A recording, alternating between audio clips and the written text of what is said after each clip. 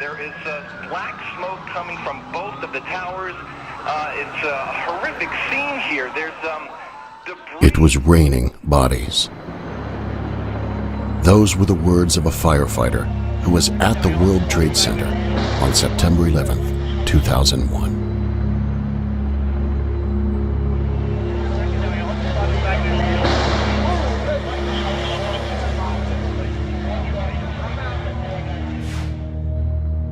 Make no mistake, on September 11th, it was an act of war. You want to hear that there were people that were so frightened that they jumped out of buildings and they exploded on impact? You want to hear that there were dismembered bodies? There's things that we haven't spoken about.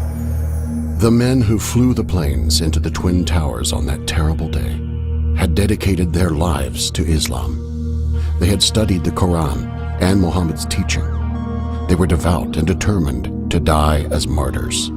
According to their religion, their mass murder on September 11th was the holiest of acts, as Islam declared war on the West at the dawn of the 21st century. We're getting there. There's a few like it, man. I got one too. I understand that, sir. We're on the way. Continuing the long, bloody struggle over a millennium of jihad wars, land appropriations, cultural annihilation, gender apartheid, and enslavement. Hello? We're looking at financial center. To believe us, 2 broken windows. Oh, God! Jihad had come to America.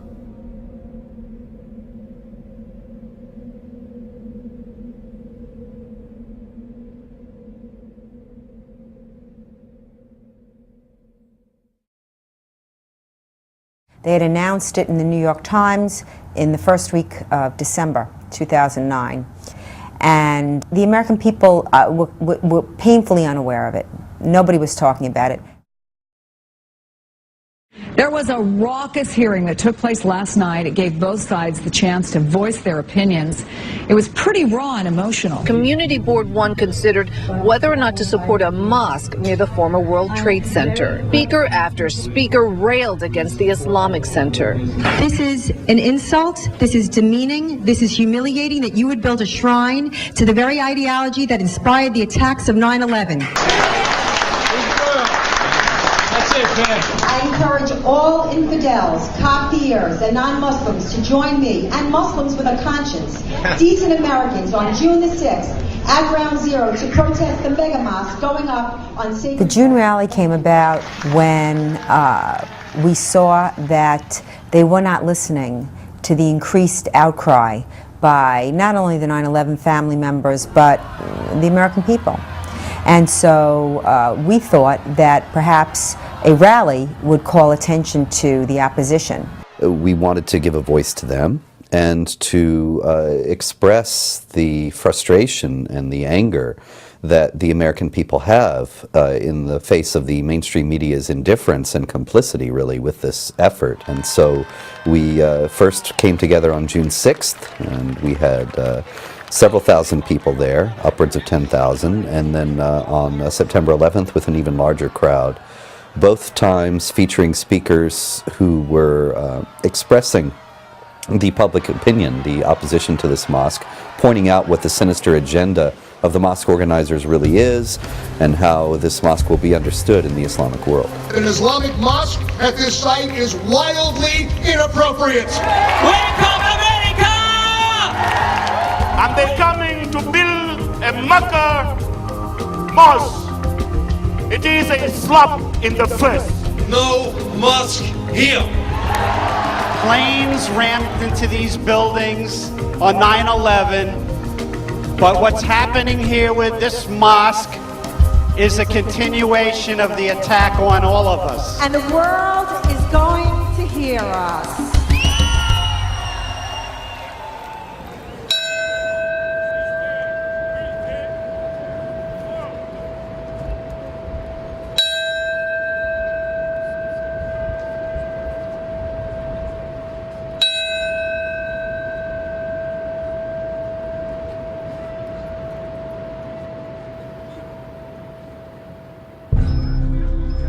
To fully grasp this story, you must know 3 basic facts.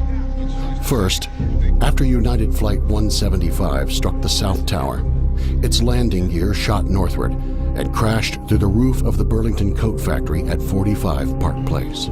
This is part of the plane.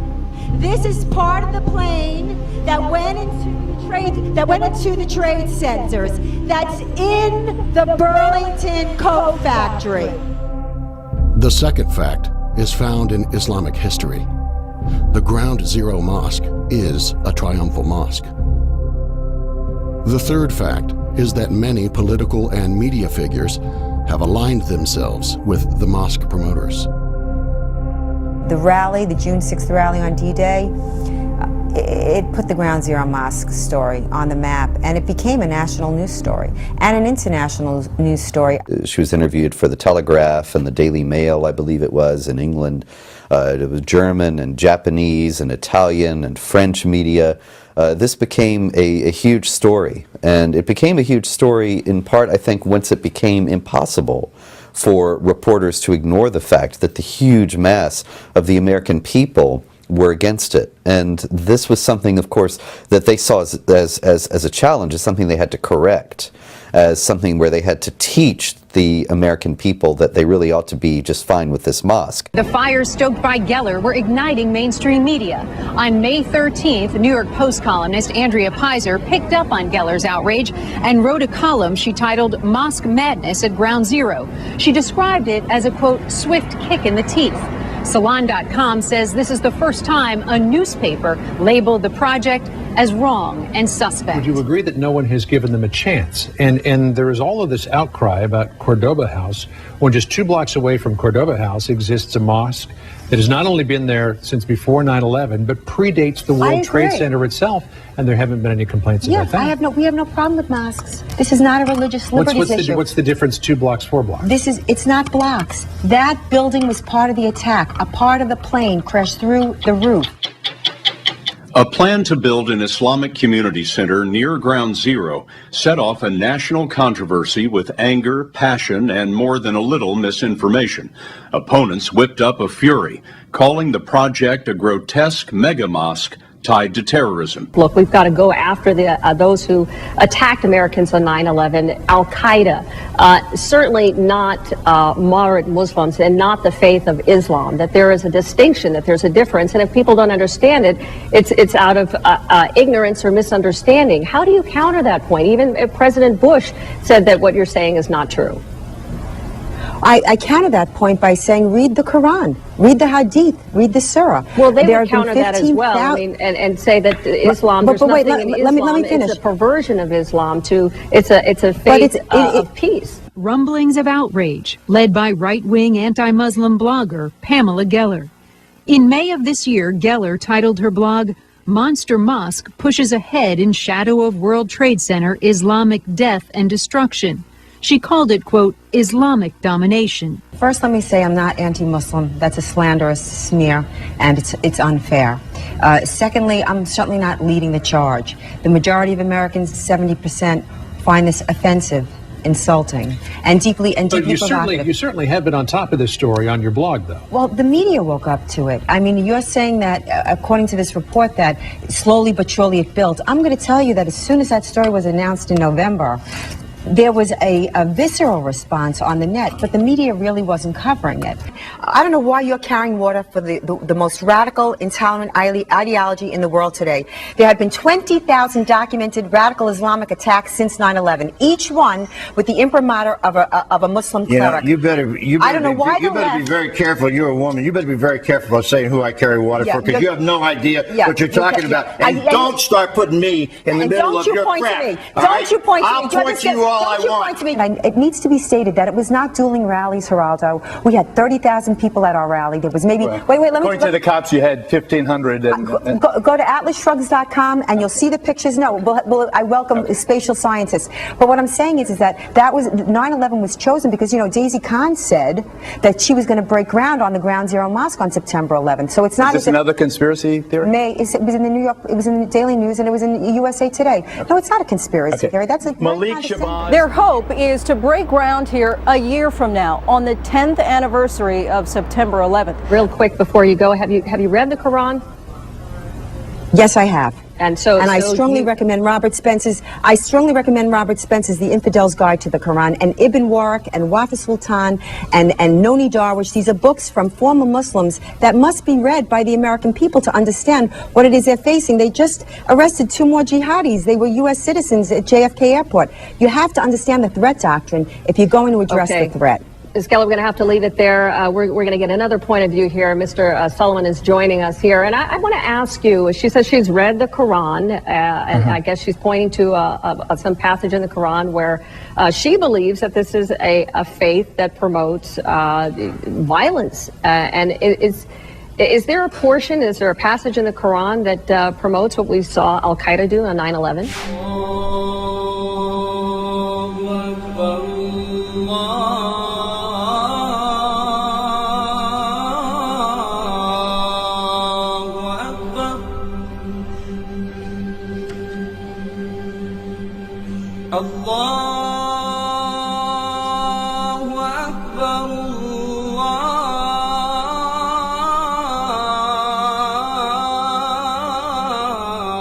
Well, first, let me thank you for having me on and providing my what I call typical Muslim perspective.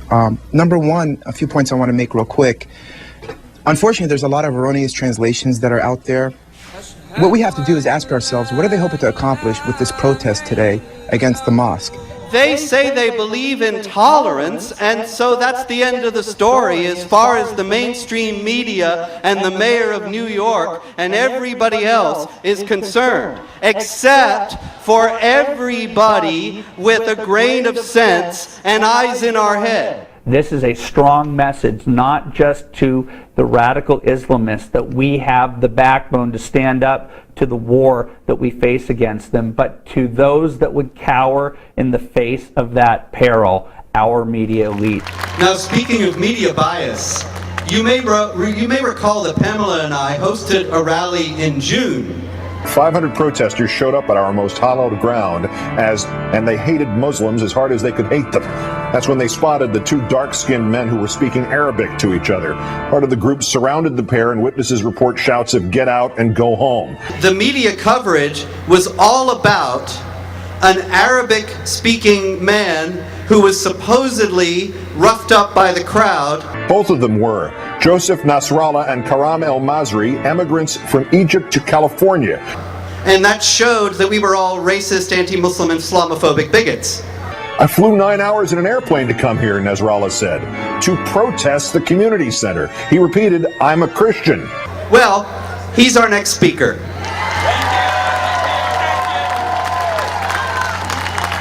The problem, sir, is not what you are, but what the rest of them there are. It's not the truth.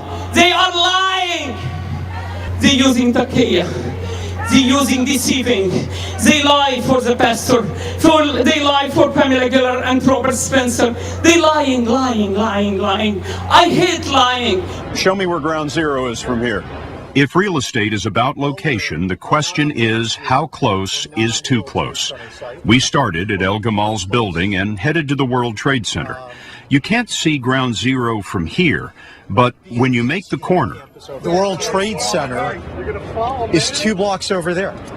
In the distance here, you can see the cranes where the new World Trade Center buildings are going up. Yes. It took us another 2 minutes to walk to the edge of what the government officially designates as Ground Zero. This key fact, presented to the American public on a program once considered the gold standard of broadcast journalism, is completely false.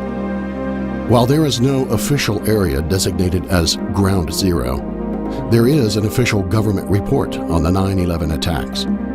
In Chapter 7 of this FEMA report, there are 9 buildings adjacent to the World Trade Center site that received major damage and were listed as structurally unsafe. When hijacker Marwan al-Shahi deliberately crashed United Flight 175 into the South Tower, 2 large pieces of the airplane continued flying north. One of its engines landed here at the corner of Church and Murray, while the landing gear crashed through the roof of the Burlington Coat Factory. This is 45 Park Place. This is Ground Zero. Whenever they tell you that it's 600 feet from ground zero, this is your response. Lie. That building is ground zero. That building was hit and partially destroyed by the planes that went into those towers. There were human remains in that building. That building is ground zero. Why there? Are you tired of being lied to? Are you tired of being smeared? Every New York politician and every mainstream media source on this story has said this is a story about tolerance against bigotry, and who do you think they're calling the bigots? Molly Norris has had to change her name. You're evading the question, You are sir. one of the most anti-Muslim bigots you are out an on the internet. anti-non-Muslim. You are an anti-non-Muslim and an Islamic supremacist, and all you do is you hate. You hate Pam, hold on. Pam, hold on. Go ahead. Mr. Pam also suggested that we should nuke Mecca, and this was done on her blog on February 24th, 2010. You can go there and see it. She also suggested that Obama is an anti-Semite, a pimp, and a jihadist, I and believe she put a that's picture of him urinating on the flag. She is a certified loon. On June 6th, Geller held a rally at the World Trade Center. Geller kept writing, calling the project an act of jihad, a grotesque flag of conquest on Ground Zero. To what degree are you obliged to tell the truth in your blog? That's all I do is tell the truth. To be accurate in your blog. Okay, Scott. You moved the mosque to Ground Zero. It's not going to be there. That it was building never is intended to be ground there. zero. And I'll say something else. Truth is the new hate speech. Many in the religious community say they're alarmed by what they see as growing Islamophobia in America, following the heated debate over the proposed building of an Islamic center near Ground Zero. America, as Time magazine pointed out, is Islamophobic. It's not Islamophobia, it's Islamorealism. And so what we've witnessed is this constant clubbing of the American psyche, sort of, clubbing them on the head with this nonsense. Because what we're really witnessing is candorophobia. Truth is the new hate speech. And just telling the truth is a radical act. We cannot be intimidated. Let them call us whatever they want. Let them call us bigots, Islamophobes, whatever. Do you know that for the last year such statistics are available? 2008 FBI stats. Now, one hate crime against anybody is one too much, don't get me wrong. However, we're such an Islamophobic country. Every network's doing specials, Islamophobia. The imam and his wife were all Islamophobics. Ladies and gentlemen, there were over 3,000 so-called hate crimes classified in 2008 against blacks, 2,500 against gays, over 1,000 against Jews, 106 against Muslims. There's your Islamophobic nation, ladies and gentlemen. That's a false premise. Don't believe it. We in the West have bent over backwards not to offend Muslims. We have changed our ways so as not to hurt the feelings of Muslims. What about our feelings? When are we to be considered as humans who are able to be offended? Are we here today because we are opposing the Muslims to build mosques? No, we are not, but we are opposing the building of the mosque on sacred ground. We don't want them here around the World Trade Center site, do we? No. We don't want these mosques to be built around here, the World Trade Center, for a particular reason, because it will be very disrespectful to us, to the families that lost their relatives, their sons, brothers, children, and families. So what you have is the majority of the American people strongly opposing this, yet somehow Pamela Geller and those who are gathered here are controversial. No, you're not controversial. Katie Couric is controversial. Charlie Gibson is controversial. Brian Williams is controversial. The New York Times is controversial. I'm telling you, and I'm telling the imam who's probably watching tonight, it would be wise for you to say, we respect that sentiment, we may not agree with it, but we're going to move it away. I'll give you the last word. Thank you. Well, the insensitivity is smokescreen for bigotry. The main organizer of the protest against the Islamic Cultural Center is Pamela Geller. She has on her website images of the Prophet. I cannot show it now. I have other images. All right, but that doesn't. She has look, organized. if you want me to take care of that woman, I will. Most of our family doesn't have a grave. Even people who has a grave on a cemetery, they get just small piece of body from mother, from father, from son. Rest of the body, it's ash and blood, and everything on the ground zero. This is the grave. This is the burial place. And I don't want to say what all Muslim is terrorist. Of course not. But people, 19 people who killed 3,000 Americans, they was Muslim. And we don't want mosque on the ground zero. They can build any place, but not ground zero. One of the most disturbing stories to surface this year. You know, of course, a lot of noise was made about the Islamic Center or mosque down near the World Trade Center. But I think there wasn't enough sort of careful analysis and evaluation of where this bigotry towards 1.5 billion Muslims worldwide, and how this seething hatred many people feel for all Muslims, which I think is so misdirected and so wrong. I married a daughter of Greek immigrants. One of her sisters married a Kashmiri Muslim, and I have Muslim relatives who I love very much. My son married a daughter of Korean immigrants. How does she have the nerve to call me or anybody else a bigot? Maybe we need a Muslim version of The Cosby Show. It's too close.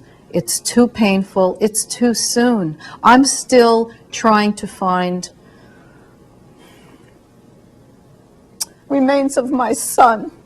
Look, at some point, I know it's sensitive here in New York and probably New Jersey, but we are going to have to get over 9/11. The insensitivity on this issue has been remarkable.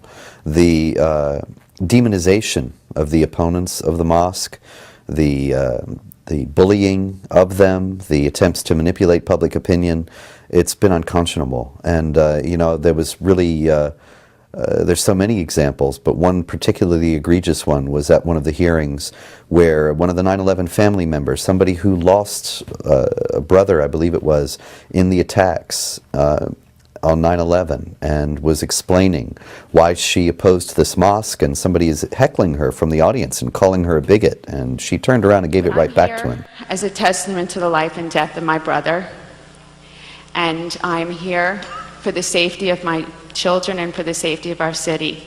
And I was never against Muslim people before 9/11, and I'm not against them now. And you know, if the IRS wanted to audit me as an American in the morning, in a heartbeat I'd have to open all my books. So it is not un-American to ask Imam, the Imam in charge of this mosque, to open his books. So Mayor Bloomberg, that's not un-American. It's very American. And I hope you, and I'm not racist, thank you. No, I'm not. You're saying that so that it makes it sound like I'm racist, and I could not be more further from the to the racism. And I apologize. I apologize to days up there. We need to get the... When the forces of jihad attacked New York, they attacked the world. And amongst those lost were people from 55 nations, people of every religion, of every persuasion. No place on earth was more multi-ethnic and multilingual than New York's proud towers. And this, ladies and gentlemen, this is exactly the reason that they were targeted. They constituted an insult to those who hold that there can be no peaceful cooperation among people and nations without submission to Sharia. To those, indeed, to those who wish to impose the legal system of the Islamic ideology to the rest of us. But as we all know, America, New York, and Sharia are incompatible.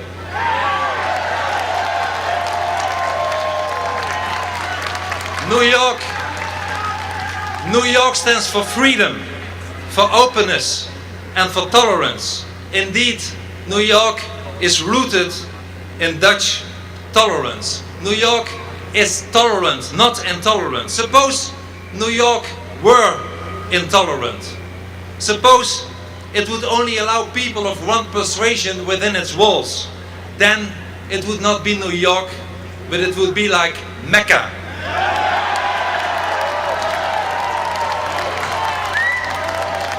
Mecca, a city without freedom. Whatever your religion, your persuasion, or your gender is, in New York you will find a home. But in Mecca, if your religion is not Islam, you are not even welcome to enter the city. Mr. Mayor, are you satisfied, and have you spoken to Imam Rauf, that he is indeed a man of peace, given his background where he's supposedly supported Hamas, blamed the US for 9/11 attacks? My job is not to vet clergy in this city. That's not what I should do, and I don't happen to think that anybody in government to do it. Everybody has a right to their opinions. You don't have to worship there. You don't have to support wherever there is. We have shown we have much respect and above all, tolerance during these very long 9 years. Tolerance for the inept result of the MTA, the Lower Manhattan Development Corporation, Silverstein Properties, and SDL in building a proper and timely memorial site to honor our loved ones. Tolerance. We've shown tolerance for a mayor that now puts his own business interests in the Middle East ahead of the long-suffering of family members. The tolerance that is crucial to our freedom requires a line of defense. And Mayor Bloomberg uses tolerance as an argument to allow Imam Rauf and his sponsors to build a so-called Cordoba mosque. But Mayor Bloomberg, your mayor, he forgets, however, that openness can never be open-ended. A tolerant society is not a suicidal society.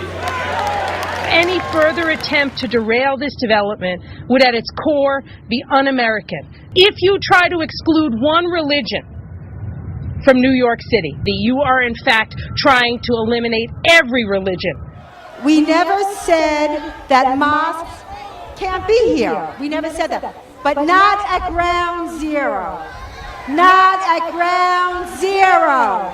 Not at ground zero. We celebrate our Constitution with a national holiday. Both the American and Danish Constitution enshrine the freedom of religion. However, neither of our Constitution, nor the 10 Commandments, No, the Gospels say you shall be stupid. Allowing this mosque to be built so close to the ground zero is not only an insult, it is an act of stupidity. President Obama could have stayed out of the Ground Zero mosque controversy. He stayed out of it for a very long time. You almost have to think he was planning to announce it at the iftar dinner. That was no accident. He could have easily not waded into the controversy. Easily. He chose not to. Why? Ground Zero is indeed hallowed ground. But let me be clear. As a citizen and as president, I believe that Muslims have the right to practice their religion as everyone else in this country. And that includes the right to build a place of worship and a community center on private property in Lower Manhattan in accordance with local laws and ordinances. This is America. Although the Constitution affords this right, we do not believe that this is as much about rights as it is about honor and integrity. In other words, just because you can do something doesn't mean you should. President Obama suggested that this 9/11 this year should be used as a date to try and develop a better understanding of the Muslim world.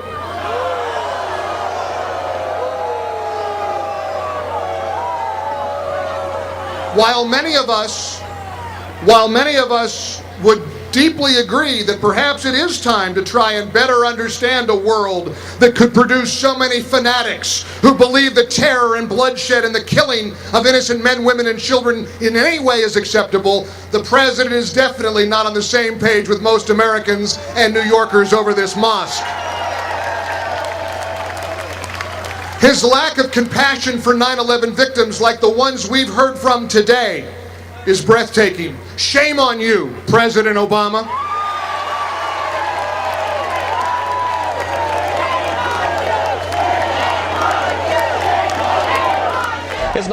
Even as mosque promoters cloak themselves in constitutional freedoms, they have no trouble denying those freedoms to their opponents. Advertisements so disturbing, the MTA has, up to now at least, refused to run it. Ads plastered on New York City buses, they're everywhere, and the MTA is the censor-in-chief deciding which ads you can see and which ones you can't. And this is one they didn't want you to see, an ad evoking 9/11. While opposing building what's being called the mosque at Ground Zero, the MTA said, no way, but the ad sponsors are fighting back in court. They said, you have to remove the plane. I said, I have to remove the plane?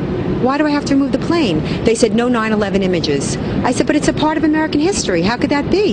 How is Iwo Jima banned? Is Pearl Harbor banned? Is Gettysburg banned? He says, listen, you have to remove the plane. She told me the agency ordered 4 redesigns. Remove the plane, remove the smoke, plus other changes, and still the MTA would not approve a final version until they got smacked with a lawsuit. This case is about the First Amendment. What's more insulting and offensive, that image of truth or a 15-story mega mosque looking down on the sacred grounds of Ground Zero? I think that as terrible as this story is, this idea, and it is on its face a terrible idea, it reveals Islam and Islamic supremacism.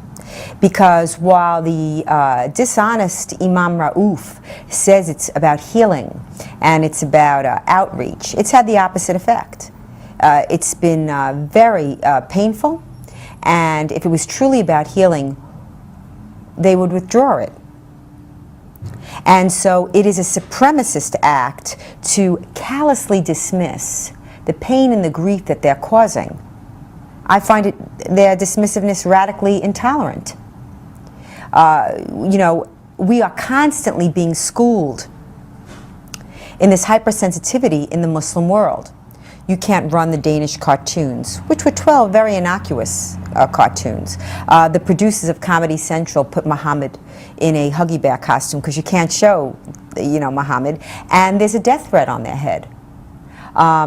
And when the death threat was announced, a somewhat uninformed and virtually unknown cartoonist in Seattle, Molly Norris, declared, well, everybody draw Muhammad. Let's have everybody draw Muhammad Day, because you can't kill everybody.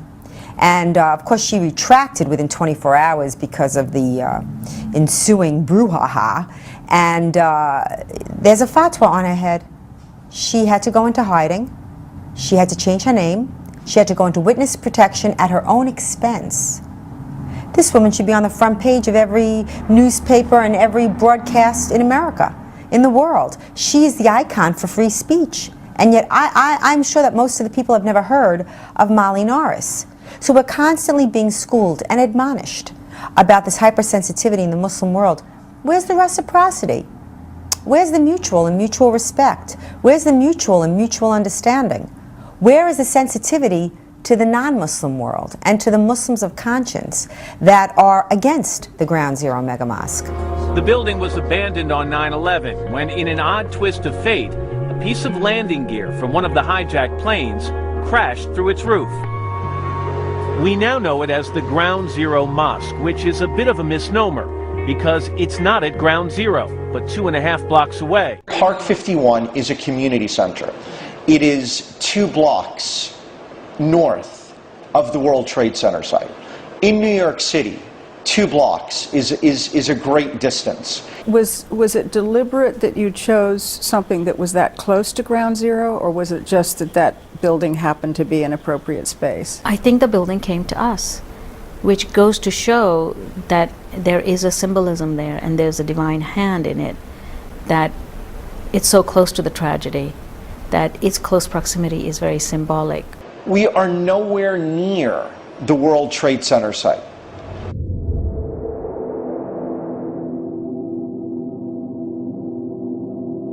And actually, the building found us because it's been abandoned for the last 9 years, just was sitting vacant. I made a pact to help my community find a prayer space. Just to meet the needs of the people's, worship needs, we decided to look for a larger building. This looks like it is going to be the most famous community center in the world.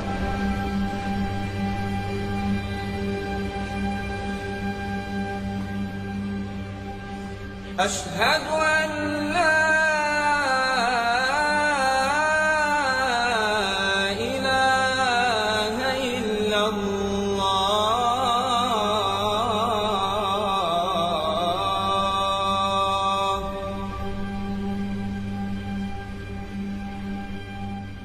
There is no lack of mosques in New York. The contrary, dozens of buildings where Muslims can pray. It's not about the lack of space for prayer. It's about the symbolic meaning. But it is a place that Muslims will come to pray if it's completed. This will be a center for prayer. Well, there's going to be a prayer component. When outrage was first expressed, they said, oh, it's not a mosque, it's a prayer center. Well, a prayer center is a mosque. Daisy Kahn insists that the center, which will include an arts theater, a place for prayer, athletics, and education, will be a testimonial to healing and interfaith harmony. 200 mosques in New York, and yet another one is not a big deal. Iman Raouf, he said that the opposition was hostile. Why were they so hostile? Their grandchildren were going to be Muslim anyway. What I'm saying to you is that at some point, yes, there was that our grandchildren were going to be Muslim anyway. So we ought to, I guess, get. Whose grandchildren? All of ours. All of ours. We will, by the time that. Ayan Hirsi Ali lives under constant death threat for producing a movie with assassinated filmmaker Theo Van Gogh. In this encounter with mosque spokesperson Daisy Kahn, she's introduced to their particular brand of bridge building. Freedom. Nobody's throwing you anywhere. Your rights are protected. I think that it's your perception of being a victim, and I think that I am not a victim. I am. Stop calling me that. You're the one running around with a bodyguard. You are just. She needs it. And I have. She needs it. And why do you think that is? Sir, for the record. Yes. My life is under threat. Yeah, we all are. Anybody, hold on 1 second. In public life, check with the police in a department. free society has nuts that threaten their lives. Check with the police department. My husband's life is under threat. We do not walk around with bodyguards because we love this country. We don't walk around with big bodyguards. You don't have to. You don't have to run. Because we don't want to use taxpayers' money. Were you surprised by the negative reaction from the families of the victims of 9/11? We were expecting some sort of resistance, but not an organized resistance. We were expecting them. Some families might need some hand-holding. We might want to speak to them. But what we did not expect is a national coalition of people coming together, from majority of them coming from outside New York. Pamela Geller is a lady, and Robert Spencer. Together, the two of them have formed something called Stop Islamization of America, and that is the group that is leading this.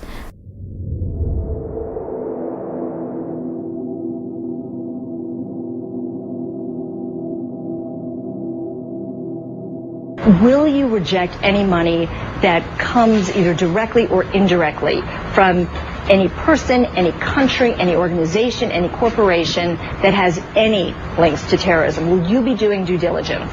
We are going to be doing extreme due diligence, and we are going to hire the best security experts in the country to help us walk through the process.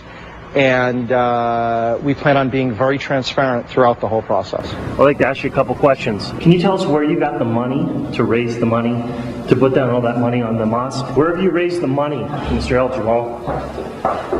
Where's all the money come from? Sharif El Jamal, why won't you talk to us, sir? Why are you running? Why are you running? We have legitimate questions for you, sir. Why won't you answer? The other developer in this case, Sharif Al-Gamal, was a waiter as of 2 years ago. How all of a sudden did this guy get $4 to $5 million for a down payment for this property? He also has a bit of a sketchy past. He's had a few run-ins with the law. I mean, I know that tipping is good here in New York, but $4.5 million for this building when a couple years earlier he was just waiting tables. Right, and actually 4 months after he bought the mosque for $4.8 million, he bought another building for $45 million. $45 million, which is how we found one of his associates, a guy by the name of Hisham El Zanati. El Zanati was backing, co-signing one of El Gamal's loans on that $45 million building for $39 million. So he's staking his fortune for this El Gamal. So we were curious, well, what's the connection here? Turns out that this El Zanati guy is actually one of the principal investors in the mosque. He put down a good chunk of the change to buy the mosque. He's an Egyptian-born man, a businessman. Well, we uncovered something else that's a little stunning about this guy. Back in 1999, Megan, this guy donated money to a terrorist organization, Holy Land Foundation. Now, he donated the money in 1999. The federal government shut HLF, Holy Land Foundation, down in 2001 and declared it a terrorist organization. 5 of its members, its leaders, went to prison. So you've got somebody who has donated money to a terrorist organization who is basically backing this mosque financially. That is correct. For those who would say this is not an olive branch to greater understanding, this is more an act of defiance, how would you answer those people? In 2002, he attended a sermon by Imam Faisal Abdul Rauf, who has led a small mosque in Lower Manhattan for more than 3 decades. I remember going up to him by his 3rd sermon and saying, Imam, it's not fair that 70 people get to listen to this message. Imam Faisal Abdul Rauf owns the building, the same imam who's trying to build the Islamic Center near Ground Zero, a spiritual leader that some tenants are calling a slumlord. It's just disgusting. We do realize what is at stake here. 9/11 was a watershed, was a major milestone and a major catalytic force in catalyzing the attention towards the issue of Islam. We know what this so-called Cordoba Mosque really means. Imam Rauf maintains that American secular law and Sharia law are based on the same principles. What I mean by that is that the foundational societal contract, the themes, the existential worldview on which the American Declaration of Independence is based, is something which is fundamentally Islamic. Imam Rauf refuses to condemn terrorists because he says that terrorism, I quote, the issue of terrorism is a very complex question, and I'm a bridge builder. But I'm asking though, is Hamas a terrorist organization? I've defined my work as a bridge builder. I do not want to be placed, neither will I accept to be placed in a position of being put in a position where I am the target of one side or another. He says, and I quote again Imam Raouf, that America is an accessory to the crime that happened on 9/11. In fact, Imam Raouf said, in the most direct sense, I quote him again, in the most direct sense, Osama bin Laden is made in the USA. And terrorism will only end if the West acknowledges the harm it has done to Muslims. Ladies and gentlemen, this crazy and idiotic remarks of this extreme imam proves that this man should never play the game he has in mind here in Manhattan. The Imam Faisal Abdul Rauf is on record in favor of bringing Islamic law, Sharia, to the United States. Read his book. Read his book. He says there should be restrictions on the freedom of speech in the United States. It's in there. You brought this is in this book. This is the imam that is spearheading the effort to build the mosque. These are his words. He's the one that has argued that Sharia law could be used in the U.S. The media never discusses these issues. They don't discuss the people that he extols. They don't discuss the work that he respects and advances, and nor do they discuss or dissect any of the information that he's disseminating. Clearly, they didn't read his book. I don't even think they read the title in Arabic.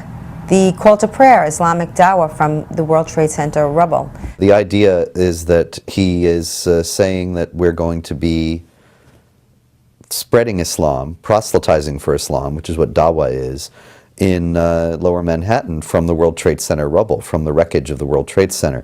And so this is something that he's been planning for years. This will be the triumphal mosque of all triumphal mosques. It will outdo the Dome of the Rock and the Al-Aqsa Mosque on the Temple Mount in Jerusalem, or be second only to them. Because, of course, America is not only the most powerful country in the world still, even in the age of Obama, but also America is the foremost rival to the Islamic world in terms of America offers a political system to the world, and Islam offers a political system to the world. I mean, are we offline right now? Sure, the interview's over. Okay, good. Yeah, I mean, things that we've done, for example, I didn't want to say it on your show, but football is a very good analogy for what's happening in the world. It is strategy in motion, and you have plays. You know, you have to design your plays, and you have to design your plays knowing that the other side is not going to be passive. So if we have strategic action plays, designed plays in the area of foreign policy, in the area of healing that divide, in the area of, and then you unpack and get of Israel, then what do you do? What are the specific actions that you might do? Because things are always moving, things are always happening. So you have to analyze the situation constantly, and you have to have just like you have your offensive coach, your defensive coaching staff, and you have your head coach and so forth. We think of ourselves as an analogy of that. We have to have our head coaching staff. We have to have our foreign policy head coach. We have to have our Palestinian head coach, etc. And then you design plays for that.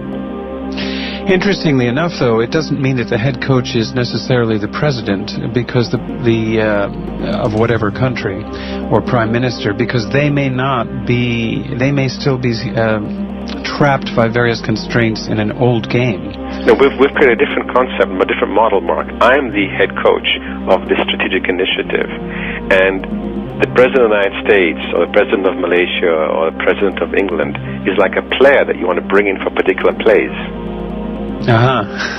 They are the members of the team that you want to bring in because we're looking at it exactly like American football. You want to gain yardage, so you just want to keep scoring first downs. He believes in Sharia. Sharia denies the freedom of speech. Under Sharia, if you are a Muslim and you leave Islam, you are liable to be killed. Under Sharia, there is discrimination institutionalized against women and against non-Muslims. September 11th, 2001, 3,000 Americans were murdered, not just because they were of the wrong faith, but because they believed in the freedom of the individual, not Sharia law. I had a news reporter ask me, why do you care about a mosque in Ground Zero? You're down in North Carolina. I said, brother, on September 11th, it wasn't New York City that was attacked. It was America that was attacked. It was freedom that was attacked. And we can't forget not only what happened, not only the murderous intent that killed 3,000 Americans, we can't forget for a moment that they wanted to kill 50,000 Americans, or maybe 100,000 Americans. So we can't ever forget that murderous intent. Imam Rauf extols the work of many of the scholars and imams that were named in the NYPD report on radicalization as the problem. He appears on all the major networks. He's a go-to guy. He's somebody who's in consideration for Times Person of the Year. He is in the Washington Post, the New York Times. You've been called a jihadi, a friend of terrorists, a man who can't be trusted. So who are you? I'm a man of peace, Scott. And so the smooth deceptions that he's fronting are a key element of the Islamic supremacists' campaign in the United States to make us get our guard down. He is, in fact, traveling the world at our expense as a paid spokesman for the State Department sent around the world to explain our country to other people, notwithstanding the radical and extreme statements that he's made. If 9/11 happens there again, I want to be the first to die.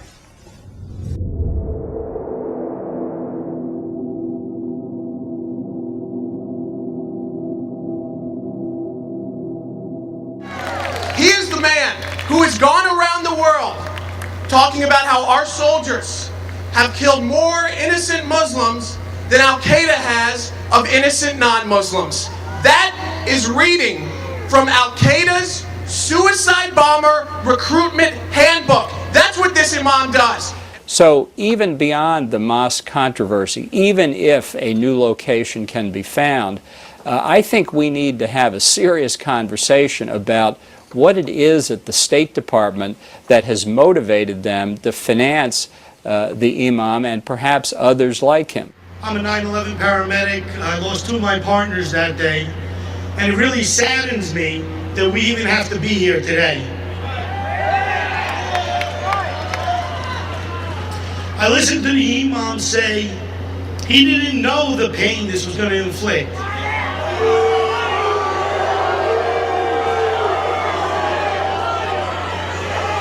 I hear the imam say he wants to bridge gaps and bring Muslims and non-Muslims together. Does that look like it's happening? I'll give him the benefit of the doubt. Maybe he didn't know then, but he knows now. What's your response to calls from Rick Lazio and others to investigate the organizers, how they're funding it, how they're financing the center?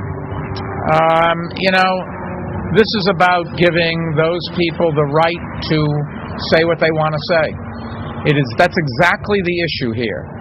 Even if I disagree with it, they have a right to call for anything they want. I do not think we should be investigating. That's between the donors and them, and the government should not get involved in it. El Gamal estimates it will cost more than $120 million to build. And it was reported this week he'd like a portion of that to come from federal funds meant to revitalize Lower Manhattan. Because we don't want to use taxpayers' money. Because we don't want to use taxpayers' money. Because we don't want to use taxpayers' money.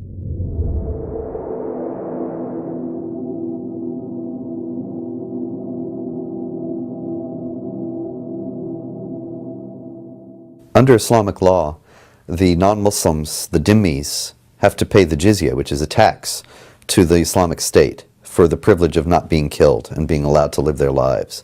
And that's just that's really the core part of the institutionalized discrimination they have to live under. Now, in the Islamic empires of the past, it was the dhimmis and their tax money, their jizya, that actually financed the growth of those empires. And when those communities, the non-Muslim communities, were bled dry, then the empires went into decline. Now, what's telling in our own age is that the Ground Zero mosque people are now asking for public money to pay for this mosque.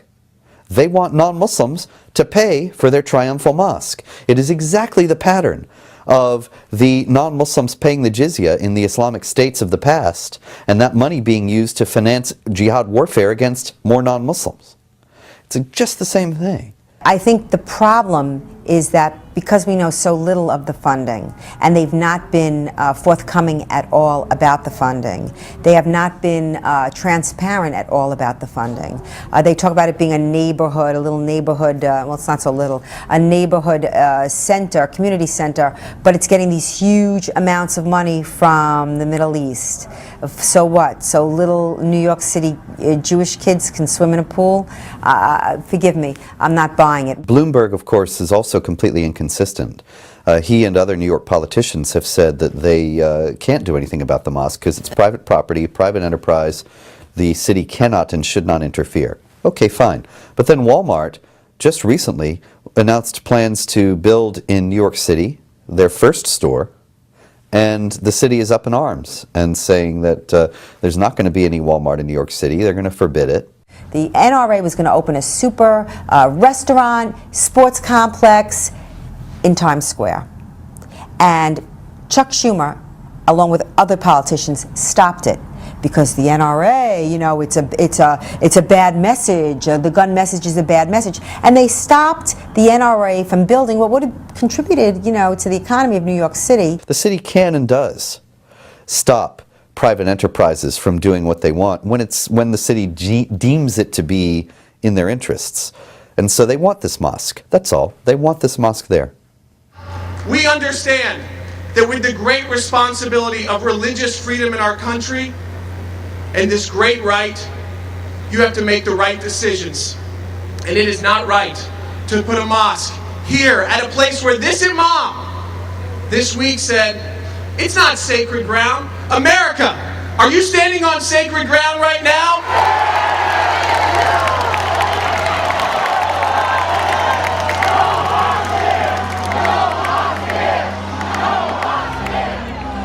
As a result of the growing public outcry and determined efforts of people of truth, Imam Rauf and his wife Daisy Khan were removed from the leadership of the Cordoba Initiative. Replacing them is Imam Adhami. But even with this victory, the fight is far from over. Well, there's been a major shakeup this weekend in the group pushing for a Ground Zero mosque. The controversial Imam, Faisal Rauf, is out, but he's being replaced by a man who may have controversy of his own. Are you surprised by the selection of this new imam to head up this project? Well, I'm not surprised at all in the sense of this imam shuffle. I mean, it's a disaster for them. So this is a great victory for people that love America. It's a great victory for people that want to see the end of this sick charade. They've got rid of Imam Rauf. I mean, this guy's been totally exposed for his terror connections, for his support of terror, Sharia, etc. And thank you to Pamela Geller, the freedom fighter that led the fight to expose this guy. But this is a tragic sitcom. Now they're bringing in Adhami, and he's connected to Imam Wahaj, who is an unindicted co-conspirator in the World Trade Center bombing, and he was a character witness for Rahman, the blind sheik, who played a significant role in the World Trade Center bombing in 1993, and is now serving a life sentence in prison. But Mr. So this Glashow, is when you say this new imam is connected to this other controversial imam, can't you say on some level all New York imams are connected? What's your evidence that he has ever done anything wrong, this new imam? I don't want to paint him with some sort of controversial brush just if he's spoken to an imam in the past. Oh, he hasn't just spoken to him. The evidence is out there. Even go to Pamela Geller's site, Atlas Shrugs. It's all been exposed. Number one, he's called him his beloved imam. He's his hero. He's on record saying it. And he even volunteered to design his mosque. So this is his hero. He's on record. He makes no secret that this is his hero. He calls him his beloved imam. And this Imam Wahaj is a terror supporter. Look, it's the morphing mosque narrative. We witnessed this again and again from the very first. These guys are being exposed. They're doing the imam shuffle now. But I'm very hopeful. Freedom-loving people are hopeful because they're doing rearranging the deck chairs on top of the Titanic. But the Titanic is sinking. We're very hopeful that we've got these people on the ropes now.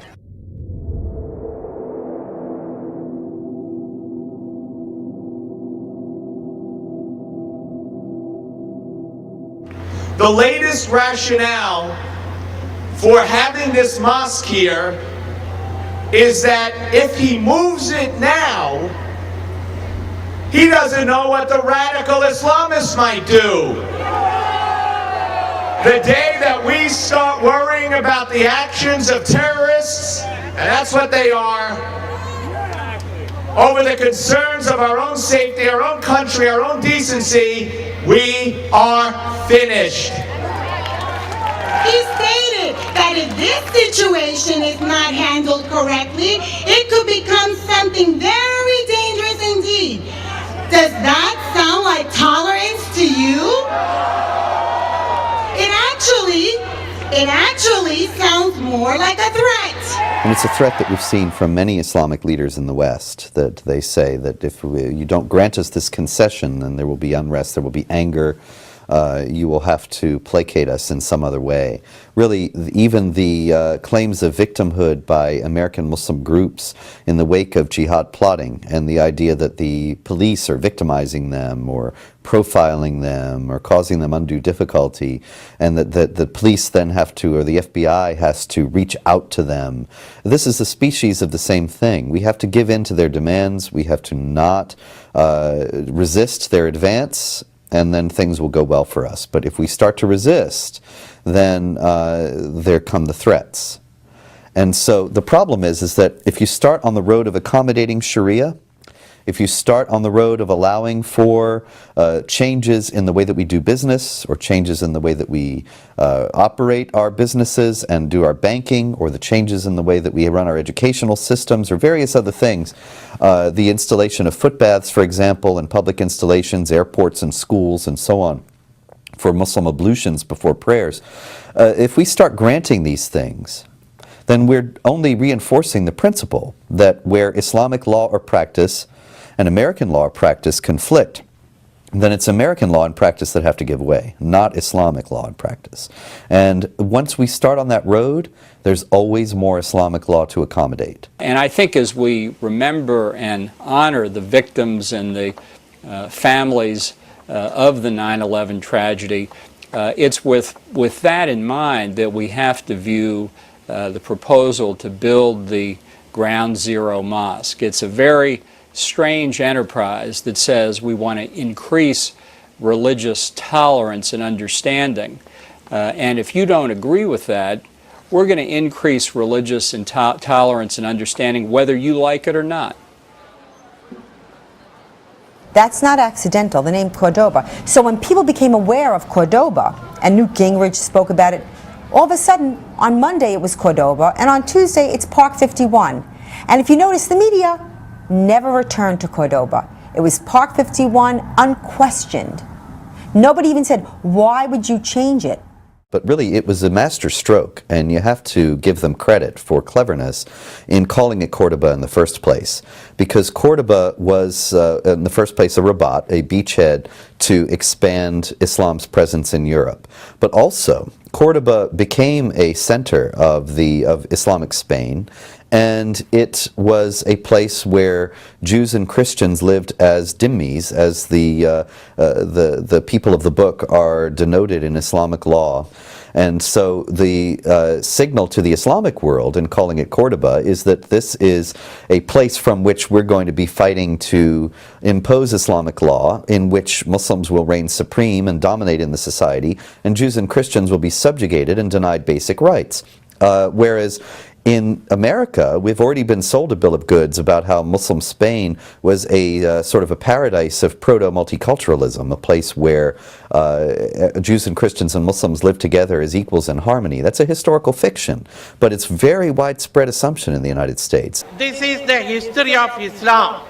They have destroyed in Istanbul, in Jerusalem, in India, in Ayodhya, Kashi, Mathura, in Damascus, in Jerusalem, in Bulgaria, wherever they go, it is the history of Muslims to destroy cultural, religious and praying centers of other faiths and construct mosques over the ruins of that center. It's not that they're digging in their heels. This is war. And this is an important... In Islam, I don't think one can minimize the importance of symbolism. And this is one mother of a symbol. And there are thousands of triumphal mosques built over the sites of churches and synagogues and Hindu temples in the Islamic world. There are no mosques of harmony, peace, and reconciliation built on the sites of previous jihad attacks to reach out to the victims. None. 9 years ago, when the news of the terrible atrocity in New York reached Europe, some Muslim youth danced in the streets. In a poll in my own country, 2/3 of the Muslim immigrants in the Netherlands expressed partial or full understanding for the 9/11 terrorists. So if a mosque would be built here on ground zero, such people would feel triumphant, and we should never ever give them that feeling. I served here during the recovery, and I'm also a survivor. I was underneath the South Tower when the tower collapsed, and I'm here alive by the power of God. And that caused me pain to know that I'm alive, and many of my friends and comrades died. This is an aerial photo of Ground Zero, and some of the men in my unit made this for me. And I carried it next to my heart inside my flak jacket when I was in Iraq. And no. Ladies and gentlemen, the message here, what's important here, is the words on the top. Say, never forget. Never forget. Never forget. Never forget. I can tell you, everybody asks same question. How you feel after 9 years? I can tell you a secret. Very bad. Every year is bad. It's more, it's worse. Because I get older and I feel lonely and nobody can bring me back my son. I wanna ask Mr. Bloomberg, because in other way I have no chance to ask him. Mr. Bloomberg, tell us please, do you sleep well? Easily 80-90% of the families are seriously offended. I know some people that are crying over this who have lost loved ones. You or I might not even agree. We might say, okay, put the mosque there, but maybe we haven't lost that son, that father, a person who's watching their child today, and you still remember every day that person is gone. It was an attack in the name of Islam. You acknowledge there's a lot of emotion, many of you have, around this issue, and that this is painful for some of those who lost family members in the 9/11 attacks. Do you see any scenario in which you or others, people in the community, could ask this imam, the developers of the mosque, to say, because, yes, you have the right to do this, but because of the pain that it's causing some family members, would you consider moving the mosque? I think that would be handing the terrorists a victory. It is the last thing that we should do.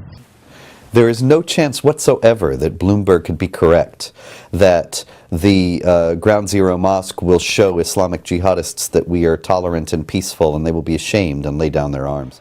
Allow me, if you forgot, it started with the Imam, a blind Sheikh, Umar Abdurrahman, when he tried to bring down the World Trade Center, the #1, and he fell.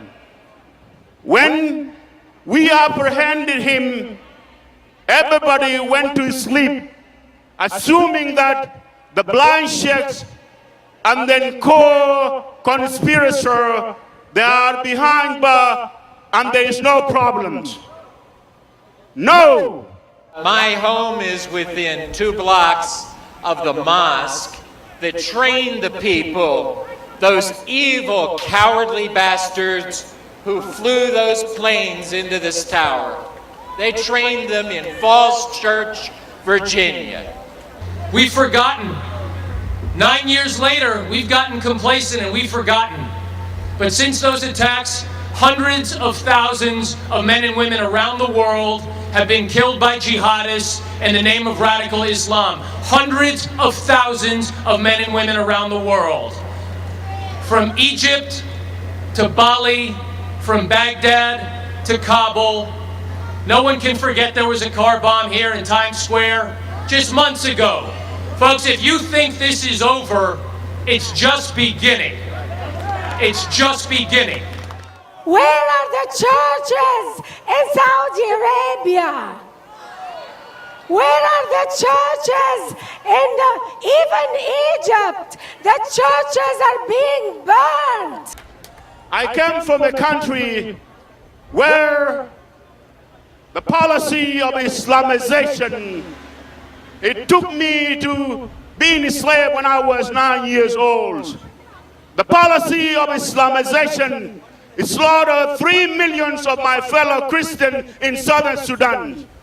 The policy of Islamization and Arabization left 7 million my fellow Christian refugees in Sudan, the biggest and the largest refugees since World War II. In the state that I came from in southern Sudan, it used to be one mosque. I was in Sudan a month ago. There are 113 mosques. I'm sorry to show you my picture. This is one of our dear friends in Egypt. One of 8 of them in the Christmas night. In the name of Islam, they said Allahu Akbar, and they killed them in front of the church. And you know that Mayor Rudy Giuliani made an excellent point recently. And he said, if this mosque is really about building bridges, and these folks are about healing, then they're going to hear this message, and they're going to move. They're going to move the right thing, and they're going to move. But if they're warriors, they're going to dig in, and they're going to stay. Well, you know what? We have warriors too. God bless America. God bless America! Wake up, America! Wake up, all the states of America! You see, what happens is Ground Zero becomes all about the mosque and no longer about the attack. The largest attack on this country. They're stealing that. And they've co-opted the narrative. There was 14-story building of rubble that smoked until December of 2001. Nobody talking what we against to build mosque. No. Everybody can build anything what they want. You want to pray, God bless you. You want a mosque, God bless you. But not put mosque on a cemetery. Because this place...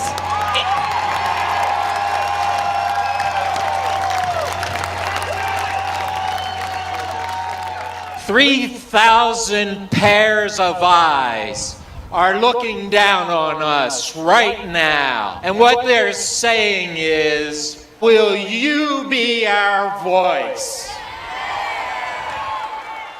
I do remember that day when I was working on the Braggett Brigade.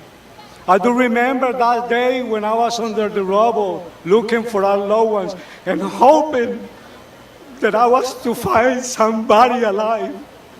I was not able.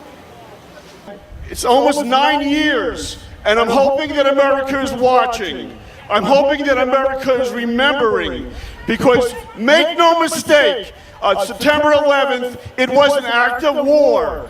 And thank the military that has lost almost 5,000 troops from that day defending us. I don't know what to say to jar a memory's memory.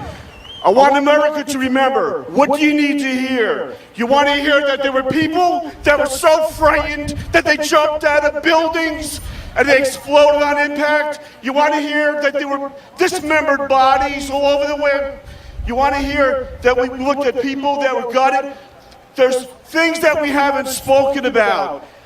We couldn't stop the people from responding. The fire department that day lost 343 firefighters. They were unstoppable. They poured into that building. The Port Authority Police, 37 police officers.